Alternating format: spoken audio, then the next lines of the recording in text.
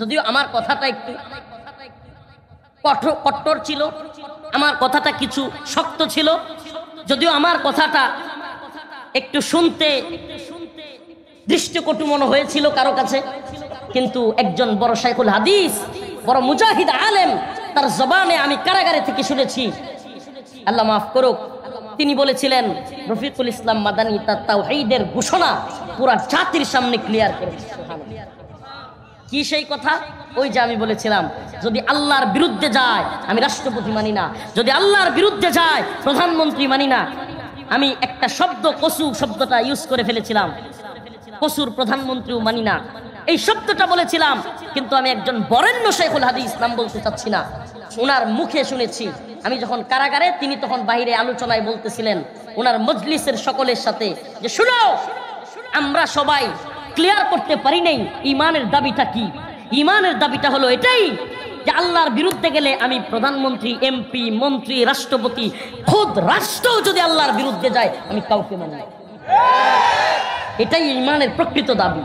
প্রিয় ভাইরা আমার, বন্ধুগণ আমার, তাইলে তাওহীদ কি? লা ইলাহা ইল্লাল্লাহ। এটা কি? কালিমা পার্ট 1, লা ইলাহা, কোনো ইলাহ নাই। ইলাহ মানে কি? আল্লাহকে বাদ দিয়া আল্লাহ যেই কাজের যোগ্য তা কেউ করতে পারে না। সুবহানাল্লাহ।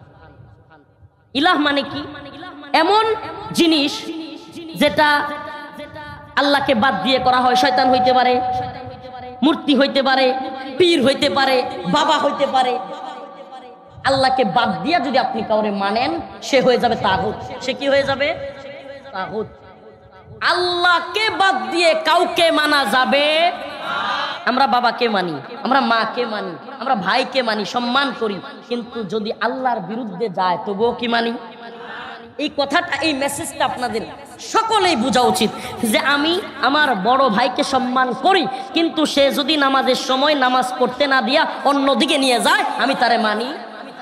আমি আমার বাবাকে মানি, কিন্তু ফজরের নামাজ বাদ দিয়া সে যদি আমাকে কাজ করতে বলে আমি তারে মানি না। আমি আমার রাজনৈতিক দলের নেতা ততক্ষণ পর্যন্ত তাকে মানি যতক্ষণ পর্যন্ত সে আমাকে ইসলামের গণ্ডির মধ্যে রাখে। কিন্তু যদি দেখা যায় আমার ওই নেতা আজানের সময়, নামাজের সময় বক্তব্য দিতেছে, ভাই সব বড় বড় ভাষণ দিতেছে, মাইক চালায়া ক্ষমতার দাম্ভিকতা দেখাচ্ছে, আর আমিও ওই নেতার পক্ষে স্লোগান দিচ্ছি, বোঝা গেল আপনি আল্লাহর গোলামি বাদ দিয়ে, আল্লাহকে রব মানা বাদ দিয়ে ওই নেতার গোলামি শুরু করছেন। তাওহীদ আর রুবুবিয়্যাহ, তাওহীদ আল উলুহিয়্যাহ, তাওহীদ আল আসমাই ওয়াস সিফাত, তাওহীদ আল হাকিমিয়্যাহ। ইমাম ইবনুল কাইয়্যিম কিংবা ইমাম ইবনে তাইমিয়া রাহিমাহুল্লাহ সহ অনেক ইমামরা, অনেক সালাফগণ কোরআন সুন্নাহ থেকে ওনারা রিসার্চ করে বাহির করছেন যে তাওহীদ কয়েক প্রকারের। রুবুবিয়্যাহ একমাত্র রব হিসেবে, একমাত্র স্রষ্টা হিসেবে, একমাত্র রিজিক দাতা হিসেবে আল্লাহকেই মানতে হবে। সুবহানাল্লাহ। রিজিক দাতা কে?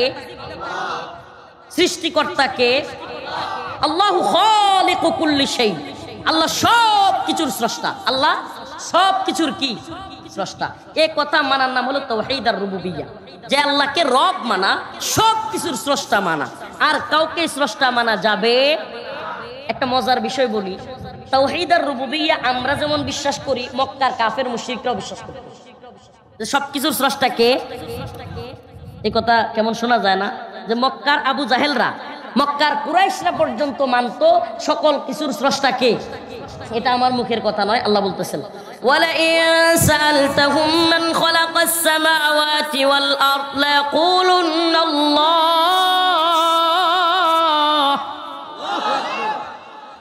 আল্লাহ পাক বলেন, হে নবী আপনি তাদেরকে প্রশ্ন করেন, ওয়ালা ইন সালতাহুম মান খালাকাস সামাওয়াতি ওয়াল আরদ, এই আসমান এবং জমিনের মালিক কে? কে সৃষ্টি করেছেন আসমান এবং জমিন? তখন তারা বলবে লা ইয়াকুলুন্না আল্লাহ, নিশ্চয় আসমান এবং জমিন সৃষ্টি করেছেন কে? এটা শুধু আমরা বলি না, মক্কার কাফের মুশরিকরা পর্যন্ত এই কথা স্বীকার করত। তাইলে সমস্যাটা কোথায় বাজলো? তাওহীদ, তাওহীদের রুবুবিয়্যাহর মধ্যে মক্কার কাফের মুশরিকদের সাথেও আমাদের কোনো সমস্যা ছিল না, কিন্তু যখনই তাওহীদের অন্যান্য শাখাগুলোতে, তাওহীদের অন্যান্য বিষয়গুলোতে চলে আসলো, তাওহীদ আল উলুহিয়্যাহ ইবাদতের ক্ষেত্রে একমাত্র আল্লাহকেই, ইয়াকা না'বুদু ওয়া ইয়াকা নাস্তাঈন ওয়া ক্বাদা রাব্বুকা আল্লা তা'বুদু ইল্লা ইয়্যা। ইবাদতের ক্ষেত্রে একমাত্র আল্লাহকেই মানতে হবে। ইবাদত হবে একমাত্র কার জন্য? নামাজ হবে একমাত্র কার জন্য? রোজা একমাত্র কার জন্য? হজ একমাত্র কার জন্য? কুরবানি একমাত্র কার জন্য? বলেন না কার জন্য? সব কিছু কুল ইন্না সালাতি ওয়া নুসুকি ওয়া মাহইয়ায়া ওয়া মামাতি লিল্লাহি রাব্বিল আলামিন। কুল ইন্না সালাতি ওয়া নুসুকি ওয়া মাহইয়ায়া ওয়া মামাতি লিল্লাহি রাব্বিল আলামিন। এ নবী আপনি বলে দেন, ইন্না সালাতি নিশ্চয় আমার নামাজ, ওয়া নুসুকি আমার কুরবানি, ওয়া মাহইয়ায়া আমার হায়াত, ওয়া মামাতি আমার মৃত্যু, লিল্লাহি রাব্বিল আলামিন সবকিছু একমাত্র কার জন্য? বলেন না কার জন্য? যদি দুনিয়ার কোনো ব্যক্তিকে খুশি করবার জন্য নামাজ পড়ি, আল্লাহ রাজি হবেন? দুনিয়ায় সবাই আমাকে হাজি সাহেব বলবে, আল হাজ বলবে, এজন্য যদি হজ করি তাইলে কি আল্লাহ খুশি হবেন? দুনিয়ায় মানুষকে দেখানোর জন্য যদি কোরবানির ঈদে বড় গরু, বড় মহিষ, বড় ওট কোরবানি করি, আল্লাহ খুশি হবেন? তার মানে বোঝা গেল খুশি করতে হবে একমাত্র কাকে? এটার নাম হলো তাওহীদ আল উলুহিয়া। আমাদের অনেকেই তাওহীদ আর রুবুবিয়্যা আছে, আমরা জানি আমাদের স্রষ্টা কে, আমরা মানি আমাদের রিজিক দাতা কে, কিন্তু আমাদের সব কাজ আল্লাহর জন্য হয়? বলেন হয়? আমাদের সব কাজ আল্লাহর জন্য হয়? আমাদের সব কাজ আল্লাহর জন্য হয়? শুধু হয় না, আমাদের অনেক কাজ সরাসরি আল্লাহর বিরুদ্ধেও যায়। নাউজুবিল্লাহ। আমাদের এই দেশে মদের লাইসেন্স আছে না নাই? এটা কি আল্লাহর পক্ষে না বিরুদ্ধে? এদেশে সুদের ব্যাংকের লাইসেন্স আছে না নাই? আল্লাহর পক্ষে না বিপক্ষে? পতিতালয়ের লাইসেন্স আছে না নাই? আল্লাহর পক্ষে না বিপক্ষে? আল্লাহর বিপক্ষে যাওয়ার পরেও এই রাজনৈতিক দলগুলো যখন আল্লাহর বিরুদ্ধে আইন প্রণয়ন করে, আমরা আবার তাদেরকে ভোট দেই না? দেই না?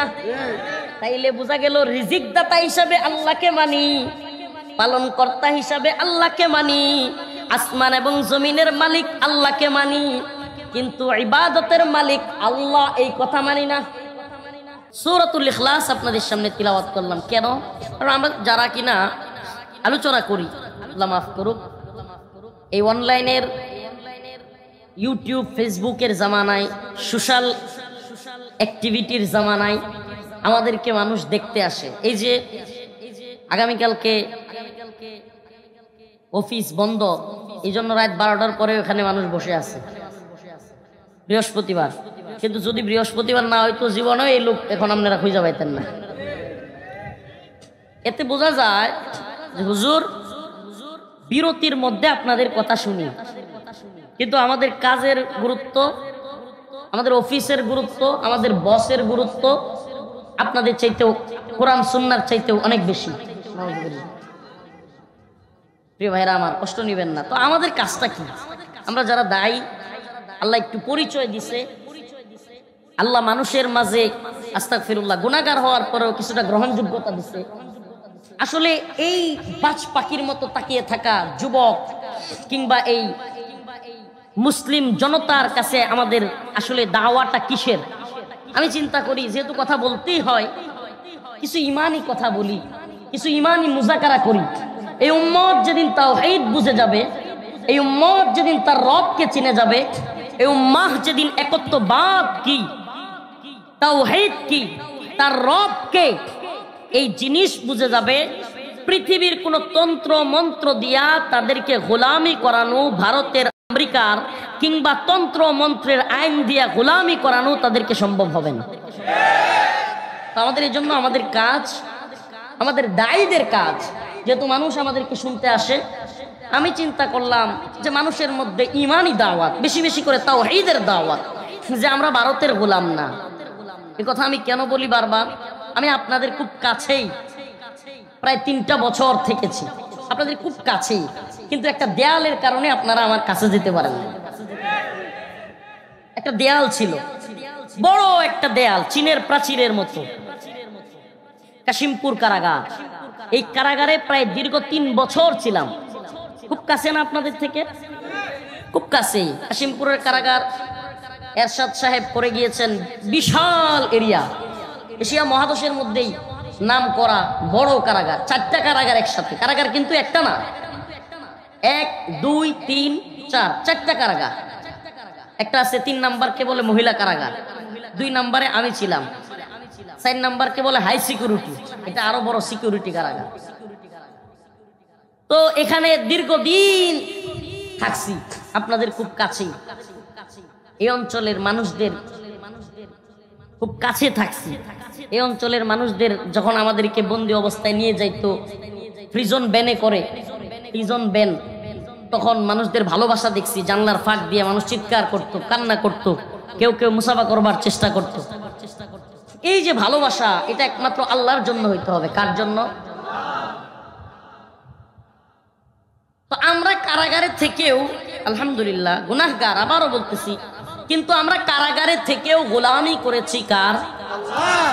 আর হাসিনা ক্ষমতার মসনদে থেকেও গোলামি করেছে ভারতের।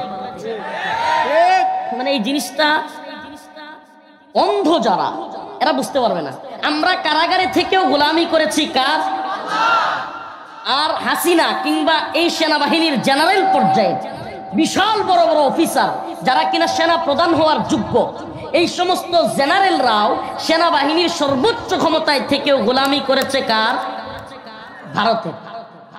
ভারতের গোলামি করে আজকে এদেরকে গ্রেফতারি পরোয়ানা হয়েছে 15 জনের মতো, এদের নামে গ্রেফতারি পরোয়ানা হয়েছে। তাদেরকে সেনাবাহিনীর একটা বিশেষ আপনার বিল্ডিংকে কারাগার ঘোষণা করে ওখানে বন্দী করে রাখা হয়েছে। আমার জানতে চাওয়া, যারা খুন করেছে, গুম করেছে, নির্যাতন করেছে, আলেমদেরকে হত্যা করেছে, এদেরকে ওই এসির বাতাসে বিল্ডিং এ রাইখা আর আলেমদেরকে কাশিমপুরে রাইখা, এটা কোন ধরনের বৈষম্য?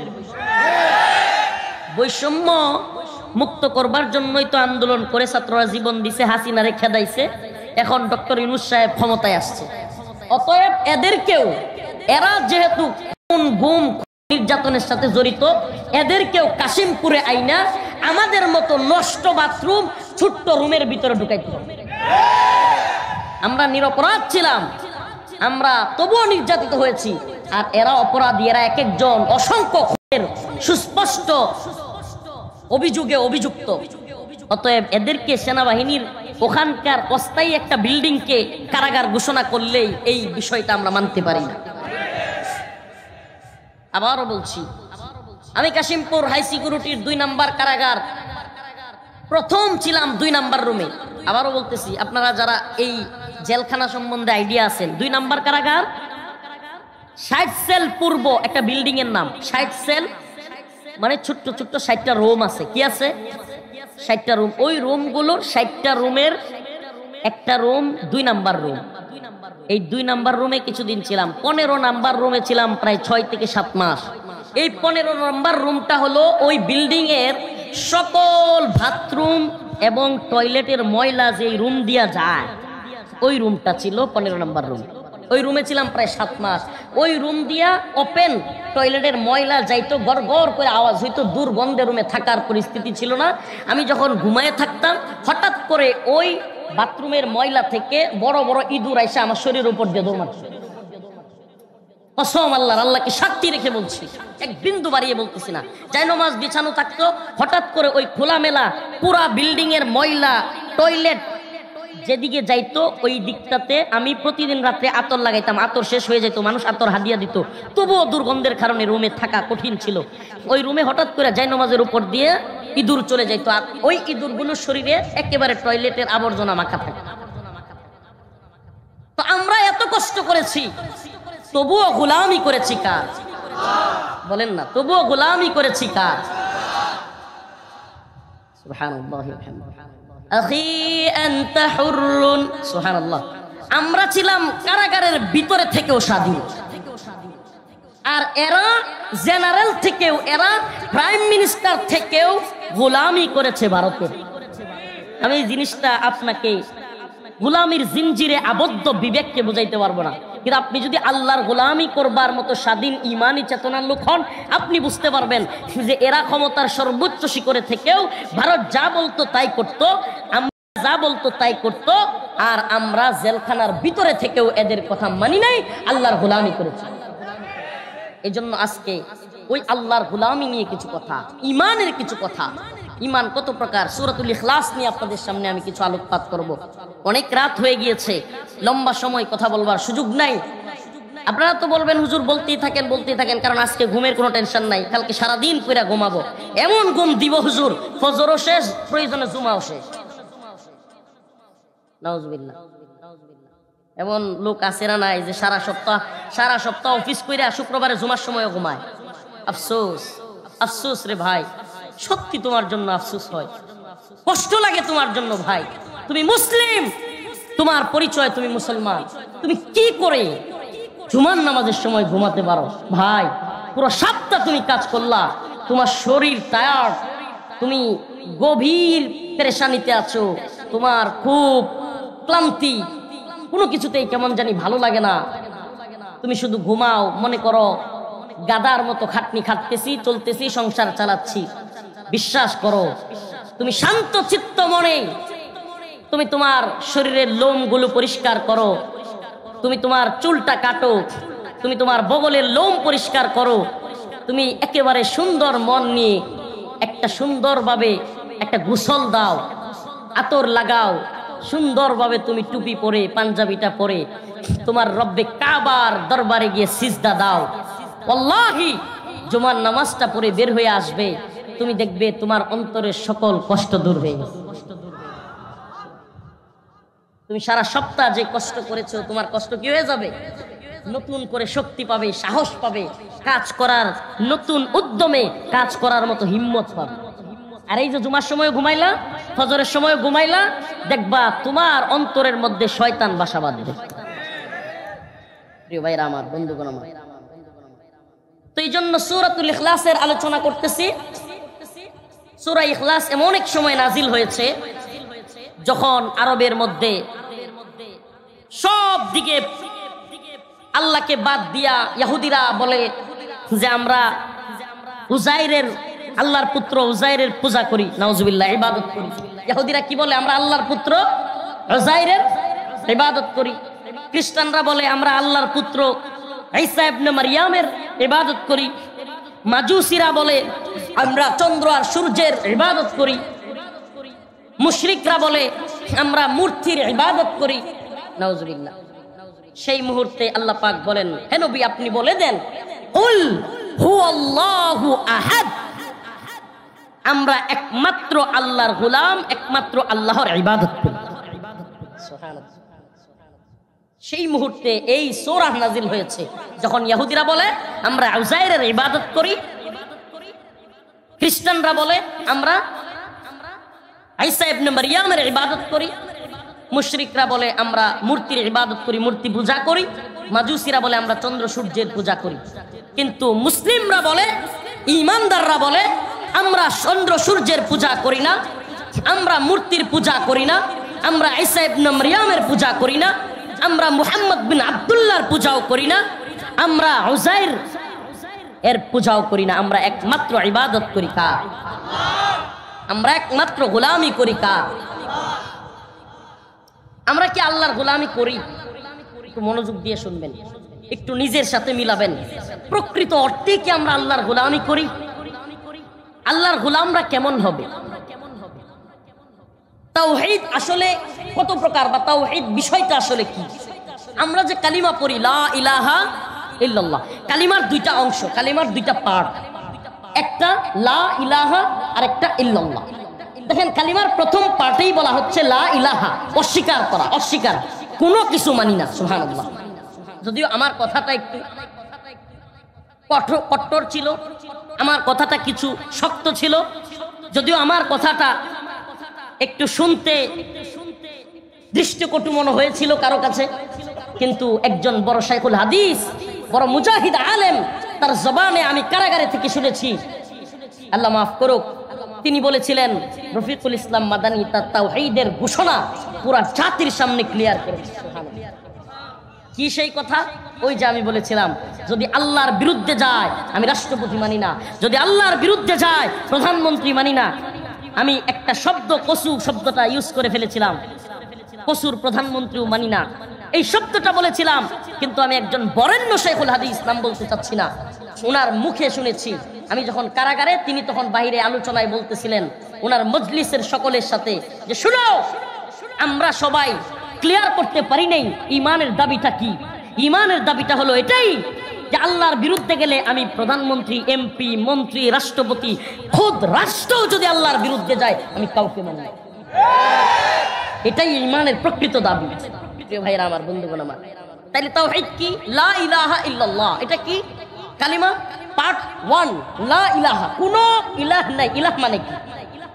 আল্লাহকে বাদ দিয়া আল্লাহ যেই কাজের যোগ্য তা কেউ করতে পারে না। সুবহানাল্লাহ। ইলাহ মানে কি? এমন জিনিস যেটা আল্লাহকে বাদ দিয়ে করা হয়। শয়তান হইতে পারে, মূর্তি হইতে পারে, পীর হইতে পারে, বাবা হইতে পারে। আল্লাহকে বাদ দিয়া যদি আপনি কাউরে মানেন, সে হয়ে যাবে তাগুত। সে কি হয়ে যাবে? তাগুত।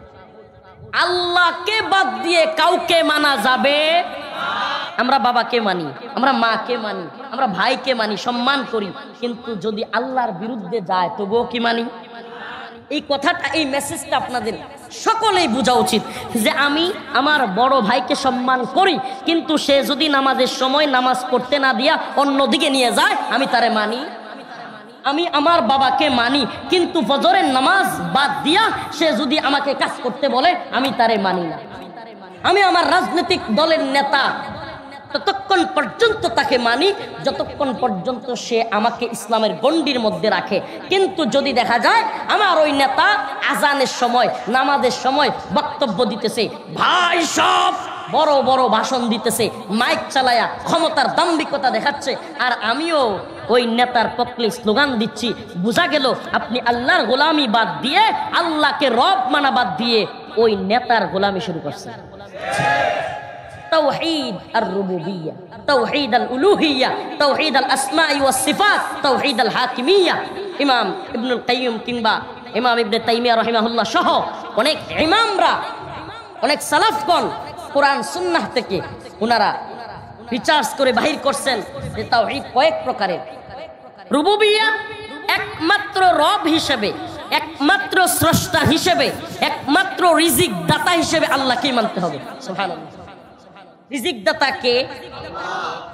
সৃষ্টিকর্তা কে? আল্লাহু খালিকু কুল্লি শাই। আল্লাহ সব কিছুর স্রষ্টা। আল্লাহ সব কিছুর কি? স্রষ্টা। এই কথা মানার নাম হলো তাওহীদ আর-রুবুবিয়্যাহ, যে আল্লাহকে রব মানা, সব কিছুর স্রষ্টা মানা।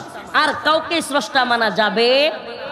একটা মজার বিষয় বলি, তাওহীদ আর-রুবুবিয়্যাহ আমরা যেমন বিশ্বাস করি, মক্কার কাফের মুশরিকরাও বিশ্বাস করে যে সব কিছুর স্রষ্টা কে। এই কথা কেমন শোনা যায় না? যে মক্কার আবু জাহেলরা, মক্কার কুরাইশরা পর্যন্ত মানতো সকল কিছুর স্রষ্টা কে। এটা আমার মুখের কথা নয়, আল্লাহ বলতেছেন, ওয়ালা ইন সাআলতাহুম মান খালাকাস সামাওয়াতি ওয়াল আরদ লায়াকুলুন্না আল্লাহ।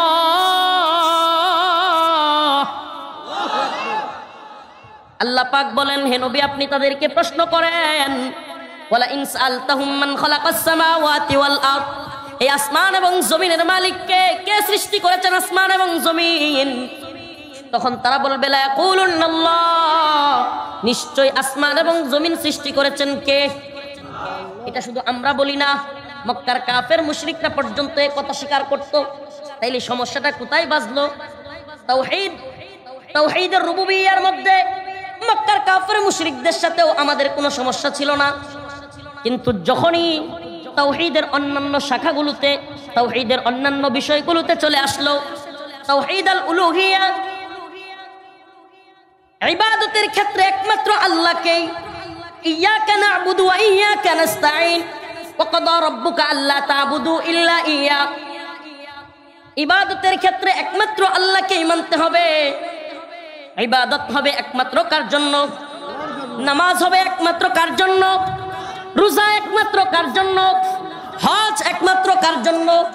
কুরবানি একমাত্র কার জন্য? বলেন না কার জন্য? সব কিছু কুল ইন্না সালাতি ওয়া নুসুকি ওয়া মাহইয়ায়া ওয়া মামাতি লিল্লাহি রাব্বিল আলামিন।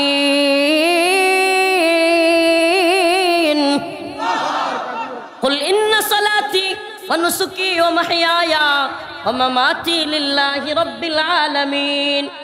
হে নবী আপনি বলে দেন, ইন্না সালাতি নিশ্চয় আমার নামাজ, ওয়া নুসুকি আমার কুরবানি, ওয়া মাহইয়ায়া আমার হায়াত, ওয়া মামাতি আমার মৃত্যু, লিল্লাহি রাব্বিল আলামিন সবকিছু একমাত্র কার জন্য? বলেন না কার জন্য? যদি দুনিয়ার কোনো ব্যক্তিকে খুশি করবার জন্য নামাজ পড়ি, আল্লাহ রাজি হবেন? দুনিয়ায় সবাই আমাকে হাজি সাহেব বলবে, আল হাজ বলবে, এজন্য যদি হজ করি তাইলে কি আল্লাহ খুশি হবেন? দুনিয়ায় মানুষকে দেখানোর জন্য যদি কোরবানির ঈদে বড় গরু, বড় মহিষ, বড় ওট কোরবানি করি, আল্লাহ খুশি হবেন? তার মানে বোঝা গেল খুশি করতে হবে একমাত্র কাকে? এটার নাম হলো তাওহীদ আল উলুহিয়া। আমাদের অনেকেই তাওহীদ আর রুবুবিয়্যা আছে, আমরা জানি আমাদের স্রষ্টা কে, আমরা মানি আমাদের রিজিক দাতা কে, কিন্তু আমাদের সব কাজ আল্লাহর জন্য হয়? বলেন হয়? আমাদের সব কাজ আল্লাহর জন্য হয়? আমাদের সব কাজ আল্লাহর জন্য হয়? শুধু হয় না, আমাদের অনেক কাজ সরাসরি আল্লাহর বিরুদ্ধেও যায়। নাউজুবিল্লাহ। আমাদের এই দেশে মদের লাইসেন্স আছে না নাই? এটা কি আল্লাহর পক্ষে না বিরুদ্ধে? এদেশে সুদের ব্যাংকের লাইসেন্স আছে না নাই? আল্লাহর পক্ষে না বিপক্ষে? পতিতালয়ের লাইসেন্স আছে না নাই? আল্লাহর পক্ষে না বিপক্ষে? আল্লাহর বিপক্ষে যাওয়ার পরেও এই রাজনৈতিক দলগুলো যখন আল্লাহর বিরুদ্ধে আইন প্রণয়ন করে, আমরা আবার তাদেরকে ভোট দেই না? দেই না? তাইলে বোঝা গেল রিজিক দাতা হিসাবে আল্লাহকে মানি, পালনকর্তা হিসাবে আল্লাহকে মানি, আসমান এবং জমিনের মালিক আল্লাহকে মানি, কিন্তু ইবাদতের মালিক আল্লাহ, এই কথা মানি না। মানলাম? আরেকটা তাওহীদের আরেকটা প্রকার হলো তাওহীদ আল হাকিমিয়া, যেটা সবচাইতে বেশি অজানা। তাওহীদ আল, সমস্ত বিচারের মালিক, সমস্ত হুকুমের মালিক, সমস্ত আইন প্রণয়নের একমাত্র মালিককে? এমপিরা 300 জন মিলা যদি মদের লাইসেন্স দেয়, মদের লাইসেন্স হালাল না কইরা, হারাম না বইলা যদি হালাল বলে, হারাম শব্দের আরবি অর্থ হলো, হারাম শব্দটা আরবি বাংলা অর্থ হলো অবৈধ। হারাম শব্দের বাংলা অর্থ কি? হালাল শব্দের বাংলা অর্থ হলো বৈধ। এখন 300 এমপি মিলে সংসদে সামনে প্রশ্ন হচ্ছে, বাংলাদেশে মদের লাইসেন্স দেওয়া হোক। এই প্রস্তাবের পক্ষে যারা আছেন তারা হ্যাঁ বলুন। আমার প্রশ্ন, সংসদে যেই সব এমপি দাঁড়ায় হ্যাঁ বলছে, হাত তুলেছে, আমরা সেই সমস্ত লোকগুলোরে যদি ভোট না দিতাম, তারা কি সংসদে যাইতে পারত? তার মানে তারা যে সংসদে গিয়া মদের পক্ষে হাত তুলছে, এই হাত শুধু ওই এমপির না, ওই হাত যারা তারে ভোট দিছে তাদেরও। তার মানে এই সমস্ত মানুষগুলো আল্লাহর বিরুদ্ধে। কথা মনে হয় বুঝাইতে পারিনি। যারা সংসদে আল্লাহর বিরুদ্ধে আইন প্রণয়নের ক্ষমতা দিয়েছে, তারা তাওহীদ আল হাকিমিয়া মানে নাই। বলবেন হুজুর, তাওহীদ আল হাকিমিয়া আইন প্রণয়নের, হুকুম দানের একমাত্র মালিক যে আল্লাহ বলতেছেন, প্রমাণ কি? প্রমাণ কোরআন। আল্লাহ বলতেছেন, ইনিল হুকমু ইল্লা লিল্লাহ, আমার আল্লাহ তা'বুদু ইল্লা ইয়া। এই জমিনের মালিক কে? জমিনের মালিক আল্লাহ। হুকুম চলবে কার? জমিন কার? হুকুম চলবে কার? জমিন আল্লাহর, হুকুম চলবে হাসিনা? জমিন আল্লাহর, হুকুম চলবে ডক্টর ইউনূসের? জমিন কার? হুকুম চলবে কার? আল্লাহর জমিনে আল্লাহর আইন, আল্লাহর জমিনে আল্লাহর আইন বাস্তবায়ন ফরজে আইন। বলেন না, আল্লাহর জমিনে আল্লাহর আইন বাস্তবায়ন ফরজে আইন। এই স্লোগান মুখস্থ করেন মুসলমান, এই পয়গাম আপনাদের কাছে বুঝার চেষ্টা করেন। সারা জীবন এই তাগুতি সিস্টেমের অধীনে থাইকা এই তাগুতি সিস্টেমকে সম্মান জানায়া, এই জালেমদেরকে সম্মান জানায়া, ওই জালেম নেতা ওই তাগুত নেতাকে সম্মান জানায়া ইবাদত আপনি যতই করেন, আপনি তাওহীদ আল উলুহিয়া মানেন না, আপনি তাওহীদ আল হাকিমিয়া মানেন না। শুধুমাত্র রব আল্লাহকে মানলে আপনি জান্নাতে যেতে পারবেন। সমস্ত কিছুতে একমাত্র আল্লাহকে মানতে হবে। তাওহীদ আল হাকিমিয়ার ক্ষেত্রেও হুকুম দাতা কে? বলেন না, হুকুম দাতা কে? কোন একটা হুকুম, আল্লাহর হুকুম এবং বান্দার হুকুম, আপনার বাবার হুকুম, এই দুইটার মধ্যে পার্থক্য হয়েছে। কাটটা মানবেন? আমি কি বুঝাইতে পারি না? আল্লাহ একটা হুকুম দিছে, আপনার বাবাও একটা হুকুম করছে। দেখা গেছে বাবার হুকুম আর আল্লাহর হুকুমের মধ্যে তাফাররুক হয়ে গেছে, বাদানুবাদ লেগে গেছে। আল্লাহর হুকুমের বিরুদ্ধে চলে যাচ্ছে বাবার হুকুম, কাটটা মানবেন? আল্লাহর হুকুমের বিরুদ্ধে চলে যাচ্ছে ভাইয়ের হুকুম, কাটটা মানবেন? ভাইরা আমার, বন্ধুগণ আমার, যদি এটা না বুঝেন তাহলে আমার একটু পিছনে যেতে হবে আর একটু ভালোভাবে বোঝানোর জন্য। ধৈর্য আছে? আদি ইবনে হাতেম রাদিয়াল্লাহু আনহু, তখনও তিনি মুসলমান হন নাই। তিনি বর্ণনা করেন, আমি রাসূলুল্লাহ সাল্লাল্লাহু আলাইহি ওয়াসাল্লামের কাছে ইসলাম কবুলের জন্য যাচ্ছিলাম, গিয়া দেখি আল্লাহর রাসূল এই আয়াত তিলাওয়াত করতেছেন, ইত্তাখাযু আহবারাহুম ওয়া রুহবানাহুম আরবাবাম মিন দুনিল্লাহ ওয়াল মাসীহ ইবনে মারইয়াম। আল্লাহর রাসূল এই আয়াত পড়তেছিলেন যে তারা তাদের আহবার রুহবানদেরকে, তারা তাদের ধর্মীয় পণ্ডিতদেরকে রব বানায়া নিছে, তাদের ইবাদত করে। আদি ইবনে হাতেম বলেন, আল্লাহ রাসূল যখন আয়াত পড়তেছিলেন যে ইহুদি খ্রিস্টানরা তাদের ধর্মযাজকদেরকে, ধর্মীয় গুরু, পোপ, পাদ্রী, এদেরকে কি বানাইছে? কথা বুঝাইতে পারতেছেন? এই আয়াতে ধর্মীয় পাদ্রীদেরকে, ইহুদি খ্রিস্টানদের ধর্মীয় গুরু, ধর্মীয় যারা পাদ্রী ছিল তাদেরকে বলা হচ্ছে যে তারা তাদেরকে রব বানাইছে। আহবারহুম ওয়া রুহবানাহুম আরবাবাম মিন দুনিল্লাহ, তারা আল্লাহকে বাদ দিয়ে আহবার রুহবানদেরকে, ধর্মীয় পাদ্রীদের ইবাদত করে, ধর্মীয় পাদ্রীদের পূজা করে। তখন আদি ইবনে হাতেম বললেন, ইয়া রাসূলুল্লাহ, আমরা তো আমাদের ধর্মীয় গুরুদেরকে ইবাদত করি না। তখন আল্লাহ রাসূল বললেন, আদি, আল্লাহ পাক যা হালাল করেছেন, তোমাদের ধর্মগুরুরা যদি তাকে হারাম করতো, তোমরা তা মানতে কিনা? আদি ইবনে হাতেম বলেন, হ্যাঁ মানতাম। আবার রাসূল সাল্লাল্লাহু আলাইহি ওয়াসাল্লাম বললেন, তোমাদের ধর্মগুরুরা আল্লাহ যা হালাল করেছেন তা যদি তারা বলতো হারাম, সেটাও তোমরা মানতে কিনা? বলে, হ্যাঁ মানতাম। আল্লাহর রাসূল সাল্লাল্লাহু আলাইহি ওয়াসাল্লাম বলেন, ফাতিলকা ইবাদাতুহুম ইয়াহুম, এটাই হলো তাদের ইবাদত, এটাই হলো আল্লাহকে বাদ দিয়া ওই ধর্মগুরুদেরকে ইবাদত করা। আমার জানতে মনে চায় আপনাদের কাছে, মুসলমান বুঝে থাকলে বলবেন। প্রিয় হাজিরিন, যদি আমাদের দেশে কোনো দল ক্ষমতায় গিয়া মদের লাইসেন্স দেয় আর আমরা সেই দলের পক্ষে থাকি, আমাদের দেশে যদি কোনো দল, কোনো সরকার ক্ষমতায় গিয়া পতিতালয়ের লাইসেন্স দেয়, আমরা সেই দলের পক্ষে থাকি এবং তাদেরকে মেনে চলি, তাদের কথাই মানি, আল্লাহর হুকুম বাদ দিয়া, আমরা কি আল্লাহর ইবাদত করলাম নাকি তাদের ইবাদত করলাম?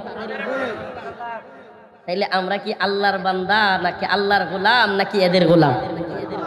আমি আবারও বলতেছি, যে ইখলাস তিলাওয়াত করেছি সূরাতুল ইখলাস, সুবহানাল্লাহ, এত ফজিলতপূর্ণ সূরা, এত ফজিলতপূর্ণ সূরা, সুবহানাল্লাহি ওয়া বিহামদিহি। আল্লাহ রাসূল সাল্লাল্লাহু আলাইহি ওয়াসাল্লাম সাহাবায়ে কেরামকে জিজ্ঞেস করলেন, হে আমার সাহাবারা, তোমাদের মধ্যে কে আছো যে আমার সামনে কোরআনের 1/3 আমাকে শোনায় দিতে পারবে? সাহাবায়ে কেরাম বললেন, ইয়া রাসূলুল্লাহ, এটা তো অনেক কষ্টের ব্যাপার। আল্লাহ রাসূল বললেন, তোমরা সূরাতুল ইখলাস তিলাওয়াত করো, অবশ্যই এটা কোরআনের 1/3 সমান। সুবহানাল্লাহ। তার মানে 3 বার সূরাতুল ইখলাস যদি কেউ পাঠ করে, পূর্ণ কোরআন খতমের সওয়াব সে পেয়ে যাবে। এত উত্তম একটা দামি সূরা। আম্মা জান আয়েশা রাদিয়াল্লাহু আনহা হতে বর্ণিত, তিনি বলেন, কোন এক জিহাদের ময়দান থেকে এক কাফেলা আল্লাহর রাসূলের সামনে আসলেন। আসার পরে ওই মুজাহিদিন সাহাবায়ে কেরামের বাহিনীর আল্লাহ রাসূলের কাছে এসে বিচার দিলেন, ইয়া রাসূলুল্লাহ, আমাদের কমান্ডার নামাজ পড়াইতো, খালি সূরা ইখলাস পড়তো। সুবহানাল্লাহ। তখন আল্লাহ রাসূল সাল্লাল্লাহু আলাইহি ওয়াসাল্লাম তাদেরকে বললেন, যাও তাকে তোমরা গিয়ে জিজ্ঞেস করো সে কেন এত সূরা ইখলাস তিলাওয়াত করে।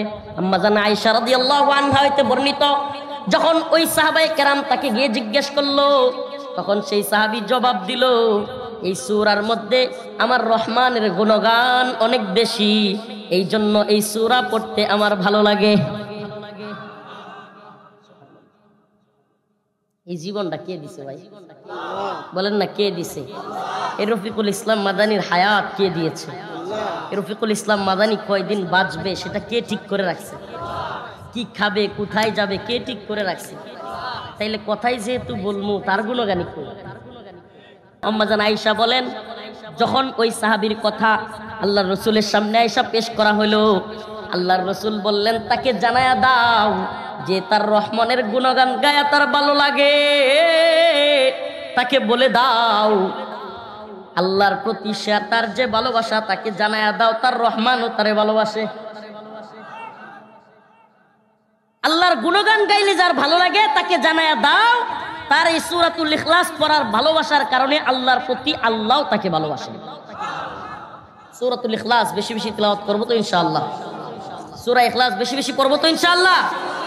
সূরা ইখলাস 3 বার পাঠ করলে পূর্ণ কোরআন খতমের সওয়াব। সূরা ইখলাস বেশি বেশি পাঠ করলে আল্লাহর নৈকট্য লাভ হয়। ছোট্ট সূরা শিখব তো ইনশাআল্লাহ। এই সূরা ইখলাস পারে না এমন লোক আছে না নাই? আছে না নাই?